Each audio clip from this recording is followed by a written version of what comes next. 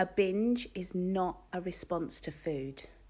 It's a response that uses food. And that tiny distinction is what got me to stop binge eating after 35 years.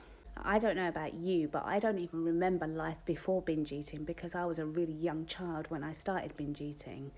But I didn't understand that that's what I was doing at that time. And as children, we don't think, oh, that's me regulating my nervous system, which is essentially what binge eating is. I was given the explanation of what I was doing by adults around me. Things like, oh, you love food, you have a healthy appetite, you're greedy. But I was eating that way, not because I was responding to food, but because I was responding to the stress and the tension in my home and to the fear of that and the shame and feeling unseen and feeling lonely and being criticised.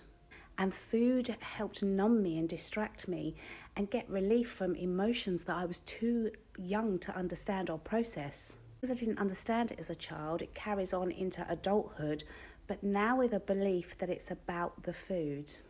And it's a bit like saying somebody who takes a paracetamol every time they have a headache is that they love paracetamol, but they don't. They understand that they're taking the paracetamol not because they love the paracetamol, but because it gives them relief from what they are feeling. And food works in exactly the same way for a binge or emotional eater. And that is why people wrongly assume that a binge eater craves food. But it isn't the food they crave.